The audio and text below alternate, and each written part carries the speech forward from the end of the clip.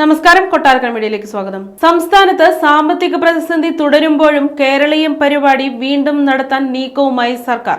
ഈ വർഷം ഡിസംബറിൽ പരിപാടി നടത്താനാണ് ആലോചന. കഴിഞ്ഞ വർഷം പരിപാടിക്കായി കോടിക്കണക്കിന് രൂപയാണ് സർക്കാർ ചെലവഴിച്ചത്. എന്നാൽ ഇതിന്റെ കണക്കുകൾ സർക്കാർ ഇതുവരെ പുറത്തുവിട്ടിട്ടില്ല. ഇതിൽ ആക്ഷേപം തുടരുന്നതിനിടെയാണ് വീണ്ടും പരിപാടി നടത്താൻ സർക്കാർ ഒരുങ്ങുന്നത്. പരിപാടിയുടെ നടത്തിപ്പുമായി ബന്ധപ്പെട്ട കാര്യങ്ങൾ ചർച്ച ചെയ്യാൻ മുഖ്യമന്ത്രിയുടെ അധ്യക്ഷതയിൽ യോഗം ചേർന്നിട്ടുണ്ട്. പരിപാടിക്കായുള്ള പണം സ്പോൺസർഷിപ്പിലൂടെ കണ്ടെത്താനാണ് പദ്ധതി. ഇതുമായി ബന്ധപ്പെട്ട് വിവിധ വകുപ്പുകളിലേക്ക് മുഖ്യമന്ത്രി നിർദ്ദേശം നൽകിയിട്ടുണ്ട്. കേരളത്തിന്റെ വികസന നേട്ടങ്ങളും മാതൃകയും ആഗോളതലത്തിൽ പ്രദർശിപ്പിക്കുന്നത് ലക്ഷ്യമിട്ട് സംസ്ഥാന സർക്കാർ സംഘടിപ്പിച്ച പരിപാടിയായിരുന്നു കേരളീയം. കഴിഞ്ഞ വർഷം നവംബറിലായിരുന്നു സർക്കാർ ആദ്യമായി പരിപാടി സംഘടിപ്പിച്ചത്. വൻതുക ചെലവഴിച്ച് നടത്തിയ പരിപാടിയുടെ സ്പോൺസർഷിപ്പ് കണക്കുകൾ പുറത്തുവിടണമെന്ന ആവശ്യം അന്നേ ഉയർന്നിരുന്നു. എന്നാൽ ഇതുവരെ ഈ കണക്കുകൾ പുറത്തുവിട്ടിട്ടില്ല.